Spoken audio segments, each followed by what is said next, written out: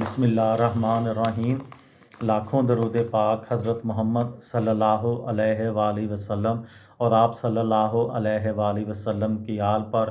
السلام علیکم، میرا نام افتخار احمد ہے اور آپ میرا یوٹیوب چینل نالج دیکھ رہے ہیں۔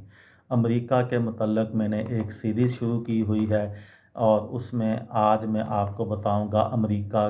آج کی ویڈیو کا موضوع ہے امریکہ کی خانہ جنگی۔ جوں جوں نئی سرزمینیں شامل ہوتی گئیں، ریاستی اختیارات، وفاقی حکومت کا کردار اور غلاموں کی تجارت جو 13 ریاستوں میں قانونی تھی اور شمال کی طرف اس کا کوئی رجحان نہ دکھائی دیتا تھا اور جو 1804 میں ختم ہوئی، جیسے مسائل پر قوم مختلف آرا میں تقسیم ہوتی چلی گئی۔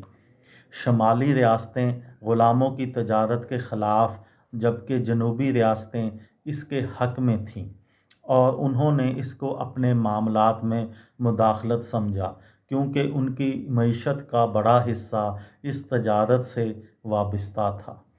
ان مسائل کے حل میں ناکامی کی وجہ سے خانہ جنگی کی ابتدا ہوئی۔ 1860 میں ابراہیم لنکن کے انقلاب کے بعد جنوبی ریاستوں نے مل کر ایک الگ امریکی حکومت بنا ڈالی۔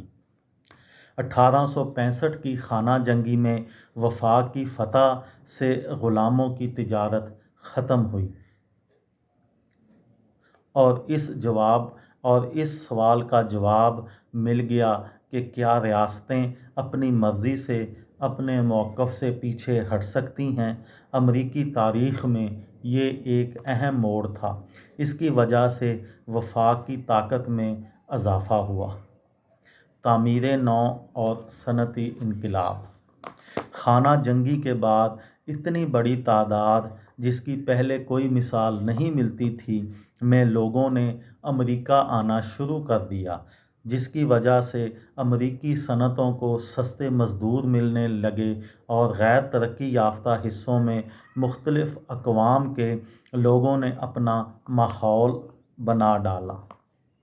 اس وجہ سے معاوضوں کا تحفظ، قومی انفراسٹرکچر کی تعمیر اور بینکوں کے نظام کی باقاعدگی ہوئی۔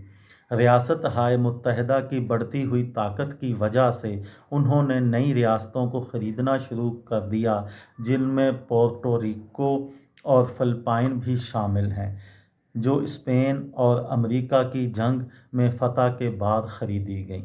اس کی وجہ سے امریکہ کا شمار دنیا کی سپر پاورز میں ہونے لگا۔ یہ تھی میری آج کی ویڈیو۔